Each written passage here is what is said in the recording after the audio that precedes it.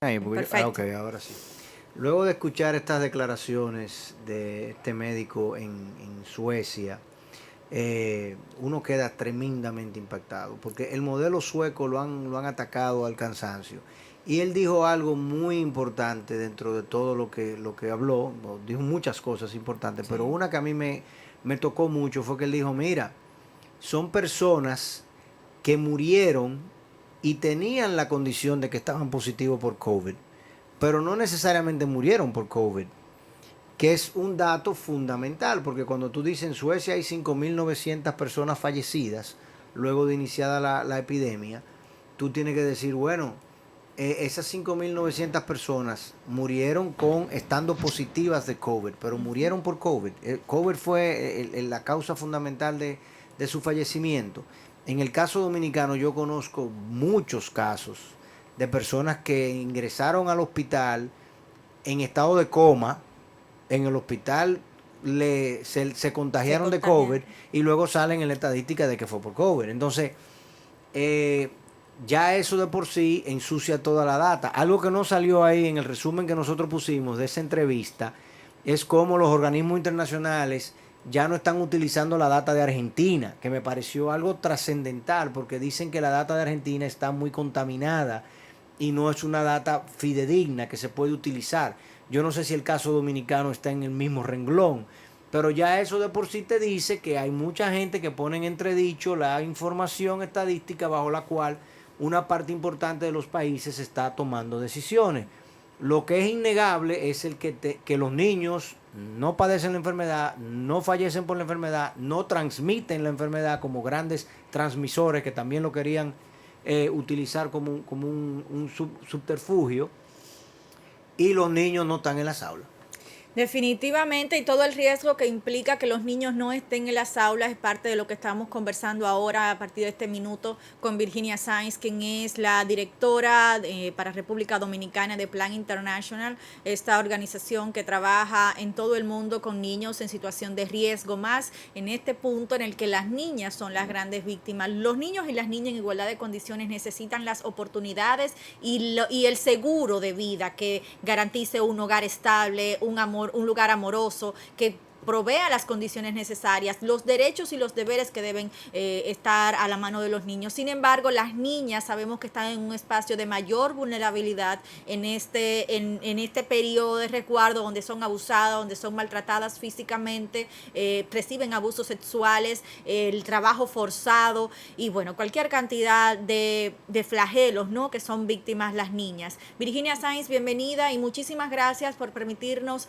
conversar con usted a partir de este minuto y escuchar de viva voz cuáles son las investigaciones y los accesos que ustedes han tenido y cómo ustedes han planteado justamente el tema de la escolaridad en este escenario que ha propuesto el gobierno de la República Dominicana. Muy buenos días y muchísimas gracias por la invitación. Hay varias formas de verlo. Nosotros desde Plan Internacional, con motivo del Día de la Niña que acabamos de celebrar el 11 de octubre, realizamos todos los años una investigación donde elegimos un tema sobre algo que afecta a las niñas y adolescentes en el mundo. Este año coincidió que el tema que se había elegido, que fue incluso antes de la pandemia, fue todo lo que tiene que ver con el acceso y la conectividad de las niñas a las redes.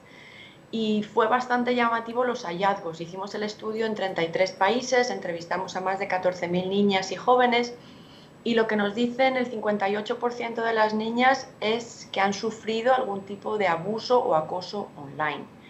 Y esta estadística se eleva a un 90% en República Dominicana, lo cual es un noventa dato por ciento de 90%. las niñas en estos meses de resguardo, las que han estado conectadas, supongo, ¿no? Exacto, estamos hablando sobre todo de un grupo de 14 a 18 a 20 años, son las que más acoso sufren.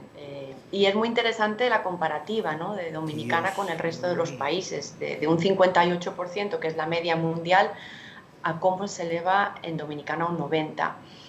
Otro dato curioso de este estudio es que si bien en la mayoría de los países las niñas cuando sufren algún tipo de abuso o acoso online reducen drásticamente el uso de las redes, en República Dominicana no. ¿Y qué nos dice este dato? que de alguna manera las niñas y las jóvenes están más acostumbradas al acoso, sea físico o sea online. Sí. Y somos muy conscientes que eso es parte de nuestra cultura, ¿no? Desde que una joven, una mujer sale a la calle, sufre acoso, aunque aquí se confunda con piropo, Como un ¿no? Pero hay una así es. interacción constante. Exacto. Entonces es bien interesante cómo la tolerancia al acoso en nuestras niñas, adolescentes y jóvenes es superior a la del resto del mundo, ¿no? Son datos bastante llamativos. ¿Cómo entonces, Virginia, este estudio que ustedes han hecho, que justamente tiene el centro, el foco en la virtualidad, que es lo que cada vez más perseguimos, pero entonces, ¿cómo pone esto en el escenario que ofrece actualmente el Ministerio de Educación en la República Dominicana para la educación a partir del 2 de noviembre, que es como ellos han planteado para muchos colegios privados y las escuelas públicas, y justamente el poco acceso que pudieran tener las niñas en el plano positivo de esta virtualidad? Nosotros desde Plan Internacional estamos valorando mucho los esfuerzos que se están haciendo desde el Gobierno con el Ministerio de Educación y reconocemos el reto y el momento que están viviendo, donde realmente creemos que cualquier solución que se tome no va a ser buena. O sea, yo creo que lo estamos viendo en la mayoría de los países del mundo, que cualquier estrategia que tomen los gobiernos va a ser criticada y no va a ser la correcta, porque nadie sabe lo que es lo apropiado. Sí que lo que nosotros alertamos es de que se use este reporte, esta información, para tomar conciencia de los riesgos que enfrentamos. Y sobre todo desde Plan Internacional nuestra postura es que la estrategia de educación online es buena, es positiva, pero nunca debería verse con exclusividad. Deberíamos estar ya planteando otro tipo de alternativas y sobre todo tener una visión un poco más calendarizada de que cuándo estaríamos hablando de una posible educación semipresencial.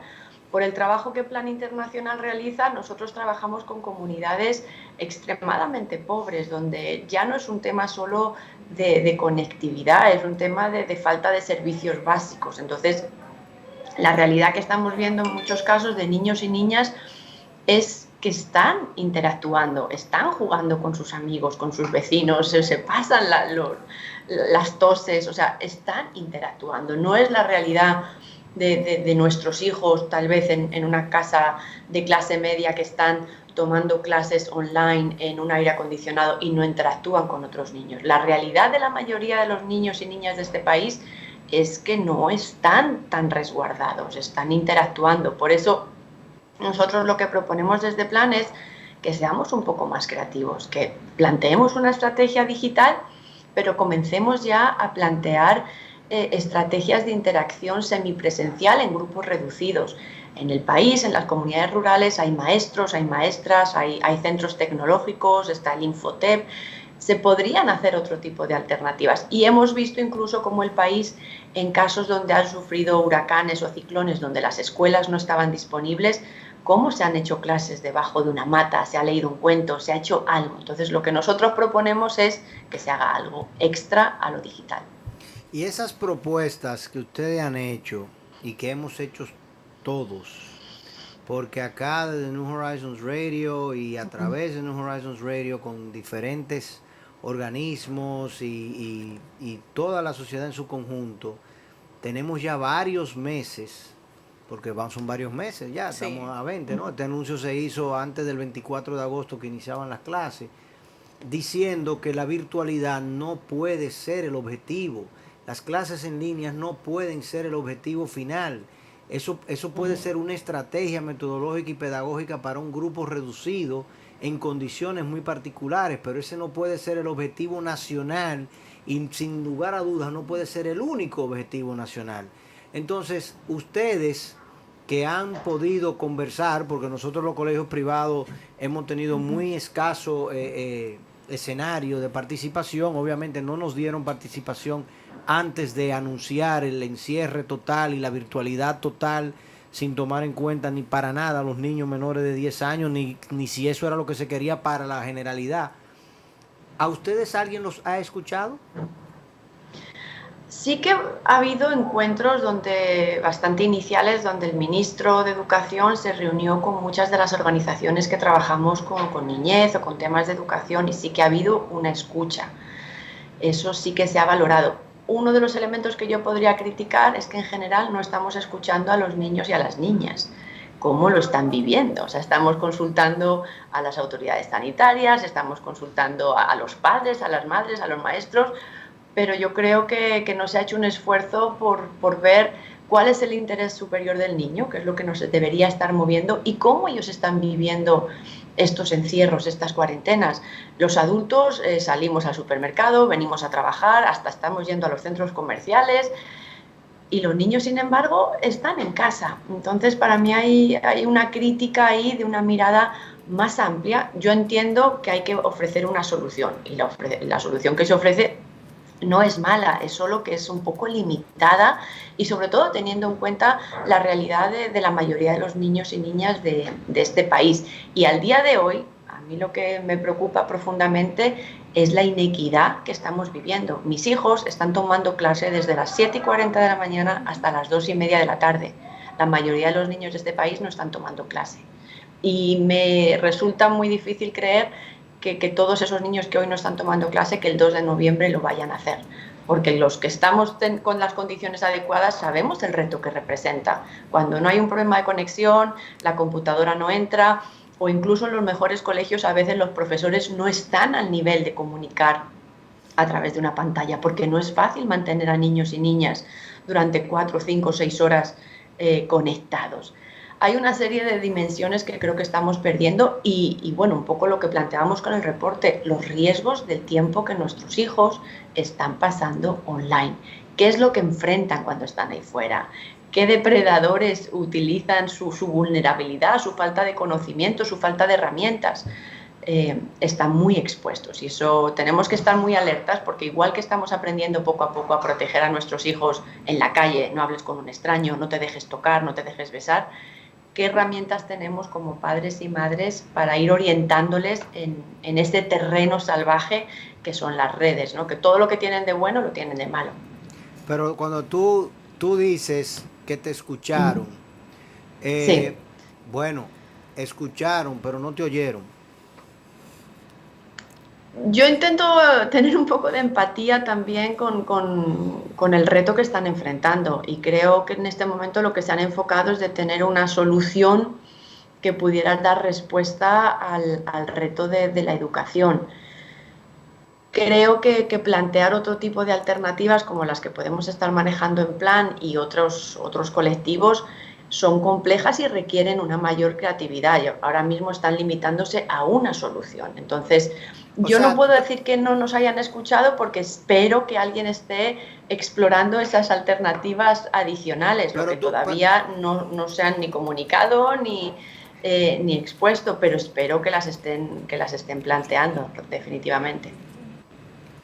Virginia, pero perdóname que insista, venga. que insista sobre esto, pero sí, definitivamente, o tú y yo por lo menos vamos a tratar de cambiar esta realidad acá en nuestro país, o que por lo menos que se inicie o se continúe este proceso de cuasi revuelta, si se quiere llamar así, con relación a este tema.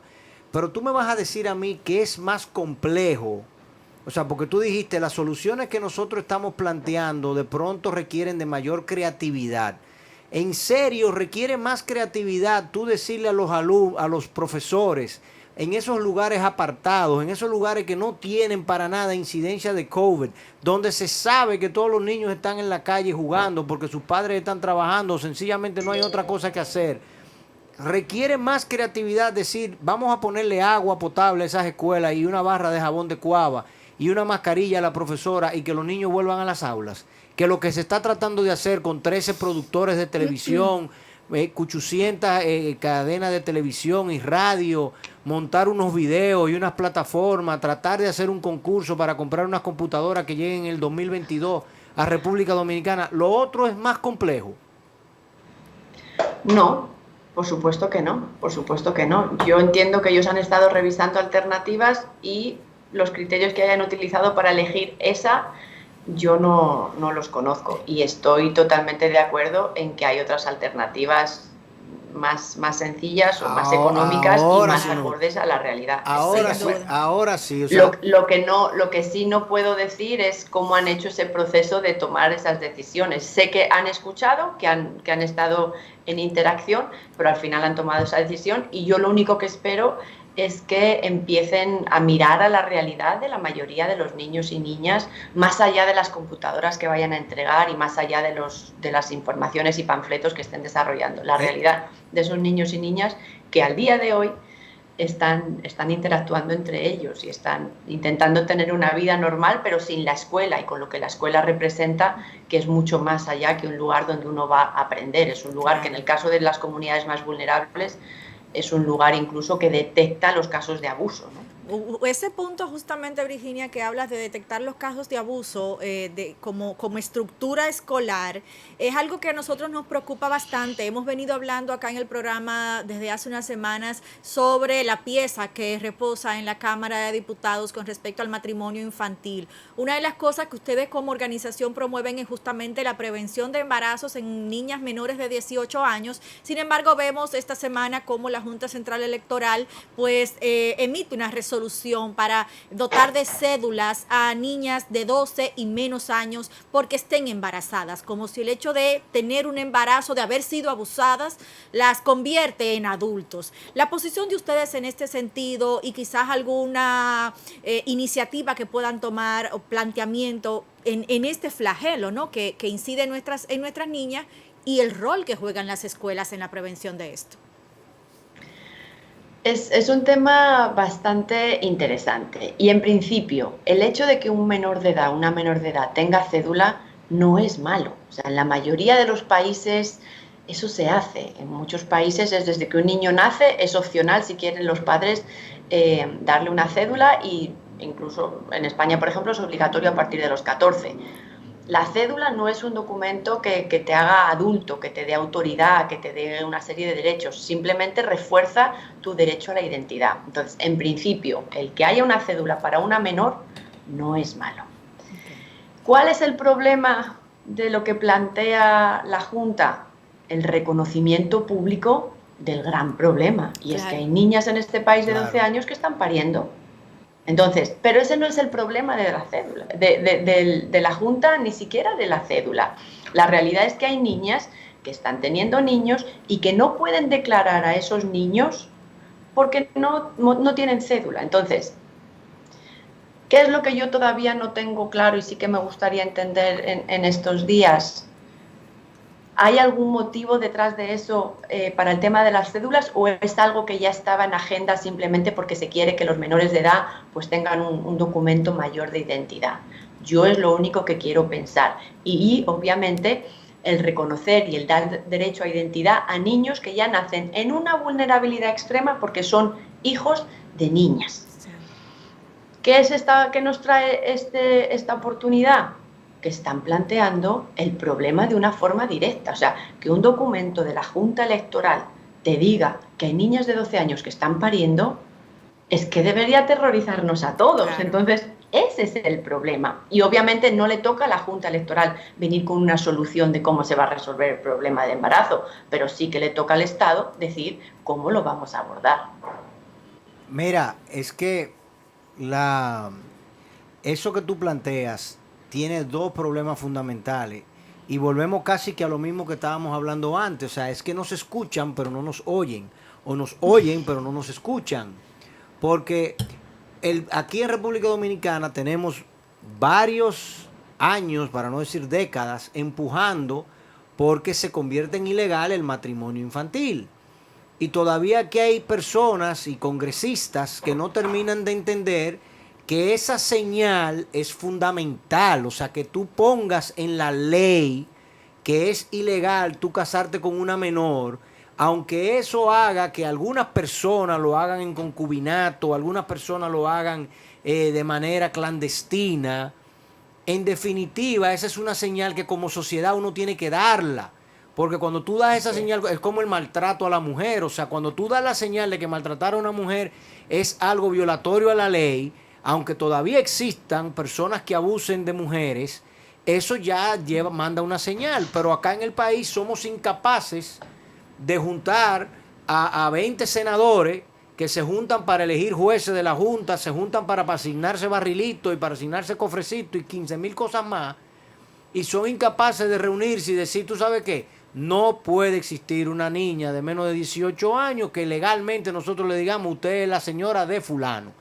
Eso no se puede. Y ahora, para colmo, tú tienes razón, o sea, la cédula, claro que no, un documento de identidad, ojalá y se lo dieran al nacer, pero no se lo podemos dar al nacer porque incluso las facciones faciales van cambiando. Tú pudieses darle un pasaporte, tú puedes darle el acta de nacimiento. Que el acta de nacimiento que, tiene el número. No, pero acuérdate que en República Dominicana el acta de nacimiento vence. Es otra cosa. ¿Entiendes? Este es el único país del mundo donde el acta de nacimiento vence. Pero, ¿por qué tenemos que darle una cédula y para colmo decir de manera explícita que esa cédula en las niñas embarazadas de 12 años también le da derecho a... Tú dices, pero es que, óyeme, el mundo está al revés completamente. Así es. Lo que sí está muy claro es que ahora mismo el Congreso, el Senado, el país, tiene 3 vías abiertas para acabar legalmente con el matrimonio. Desde la sociedad civil y organizaciones como Plan, desde el 2017, lo que hemos estado intentando mostrarle al país son números reales de que esto no es un problema menor, de que existe y que afecta a un 37% de las niñas en este país. Se presentó primero en el Congreso para reformar el Código Civil. Esa es la primera opción, que se supone que es compleja porque el Código Civil tiene una reforma muy amplia. Vale. Se ha presentado una segunda opción, que es con IJM, como un recurso de inconstitucionalidad, que esa sería, en principio, la opción ideal y es la que han tomado muchos países diciendo no solo que es malo, es que es inconstitucional, es que nuestro documento más sagrado te está diciendo que no se puede contraer matrimonio si eres menor de 18 años. Y esta tercera vía, que acaba de presentar el diputado José Horacio, que es una vía rápida, es una nueva ley. ¿Qué es lo importante de este momento? Que se elimine de la ley, que la ley no sea cómplice del matrimonio infantil, porque aunque se eliminara hoy mismo, el problema va a seguir existiendo porque claro, es un tema que está arraigado en la cultura. Es una cultura que legitima el matrimonio, legitima el embarazo y legitima en general que la niña, la adolescente y la mujer sean vistas como un objeto. Eso es el verdadero trabajo que tenemos como país, es ese. Entonces, desde Plan Internacional, ¿qué nos parece? Absurdo que al día de hoy todavía tengamos que estar perdiendo tiempo y convenciendo a este país de que hay que eliminarlo. Es que no hay ninguna justificación real para que en la ley se siga permitiendo. Es cierto que si la ley cambia, la realidad va a continuar por un tiempo. ¿Pero qué deben hacer las leyes? Visibilizar, visualizar un futuro deseado, el futuro que deseamos para las niñas y adolescentes de este país. Es un gran reto, pero hay que atreverse. Y lo que está sucediendo, y que yo creo que es muy interesante, están saliendo opiniones muy claras, muy contrarias, en las que dicen, sí, el matrimonio infantil es malo, pero si no hay una diferencia de 5 años, si los muchachos son jóvenes, se enamoran, ahí es donde intentan utilizar el matrimonio infantil como una respuesta a un embarazo adolescente. Y ahí es donde usan un abuso para tapar otro abuso y lo que hacen es una cadena de violencia, de dependencia y de llevar a una joven de casa de unos padres a casa de un marido. Un tirano. ¿Por cuánto tiempo? ¿Por cuánto tiempo? Los norteamericanos, perdóname Ana, los norteamericanos le llaman a eso normalize a situation. O sea, cuando tú normalizas un delito, un acto, algo que no se corresponde. Mira, Virginia, yo no sé cuántos años tú tienes acá en el país, pero en la década, unos cuantos. En la década de los 90, en República Dominicana, los dominicanos, sobre todo en el interior del país, yo diría que más del 80% de los dominicanos, finales de los 80, principios de los 90, aquí se cocinaba con leña. Aquí no se utilizaba gas propano. Y aquí se hicieron 2 cosas simultáneas. Una, soltaron a Candelier a meter preso a todo el que cortara leña, a un famoso policía que lo hicieron director de medio ambiente. No existía un ministerio de medio ambiente, y como no existía un ministerio de medio ambiente, la burocracia era menos, pero la efectividad era mayor. Sencillamente ese señor se montó en un helicóptero y perseguía las humaredas. y al mismo tiempo se facilitó el que las personas y las familias pobres pudiesen tener estufas de gas.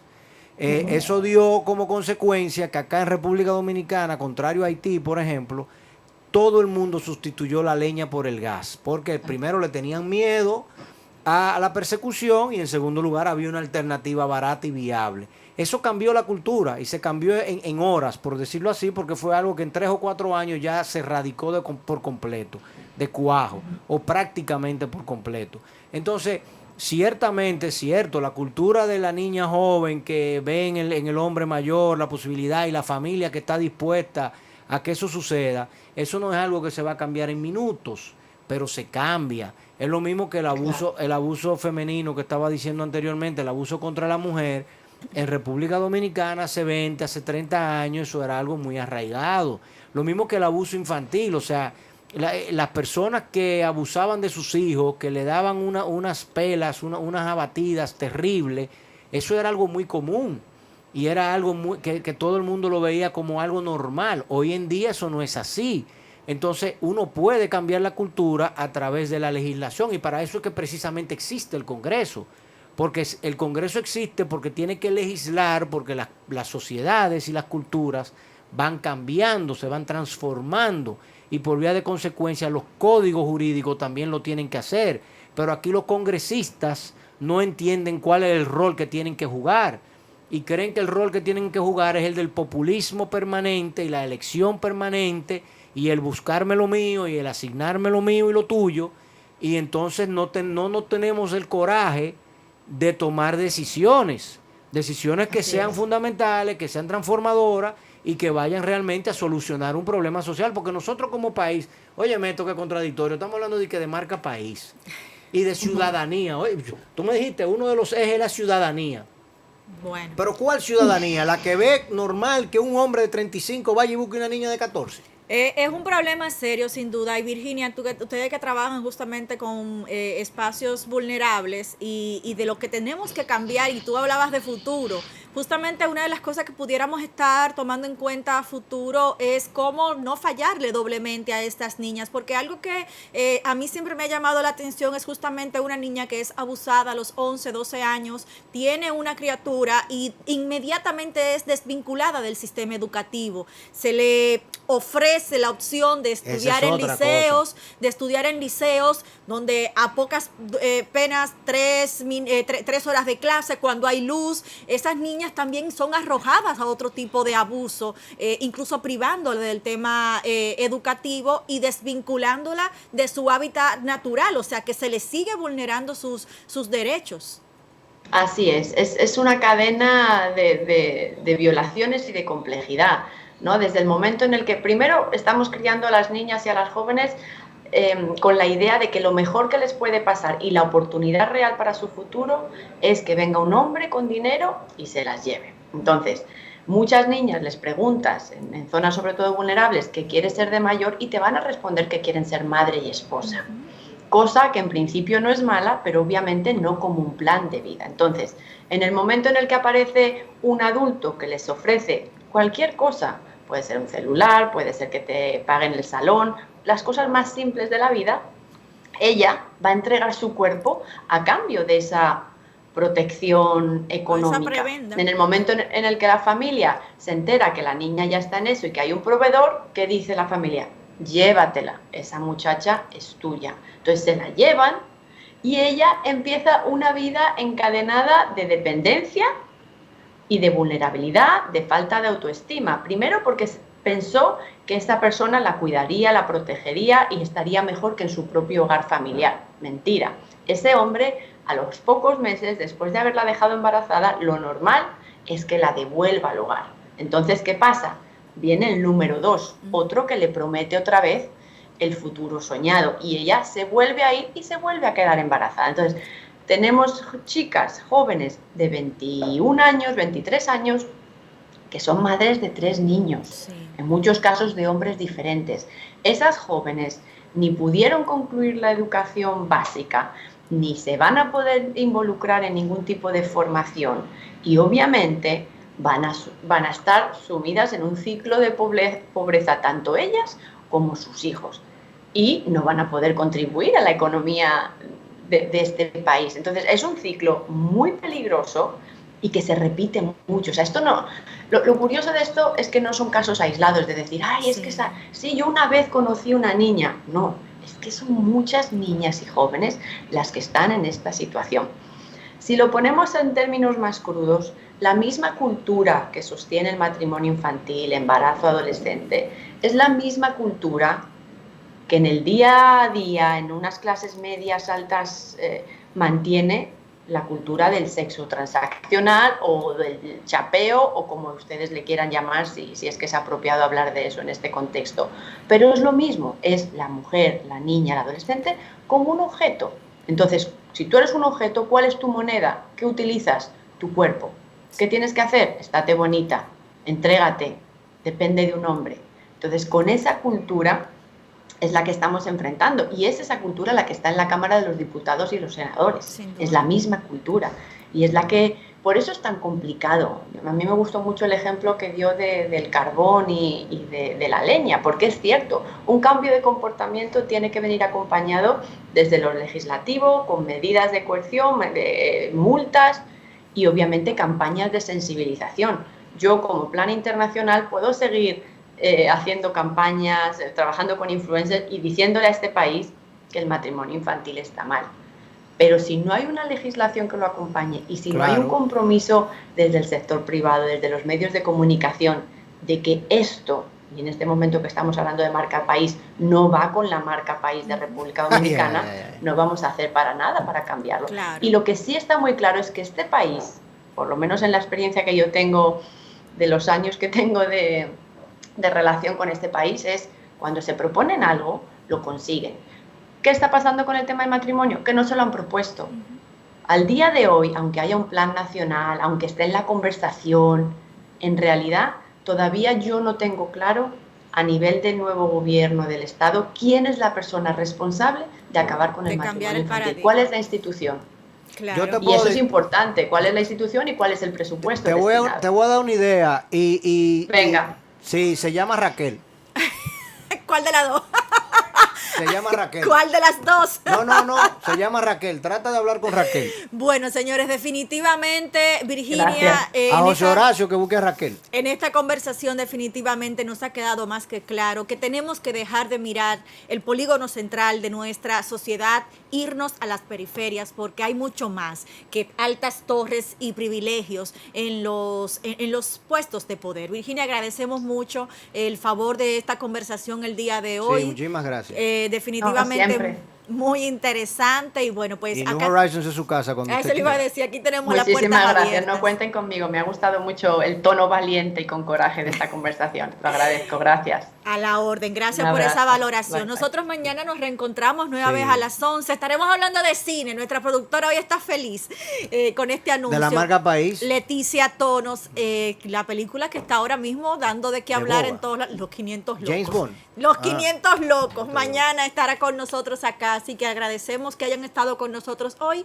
y les invitamos a conectar Ese título mañana está mal, ya son 501.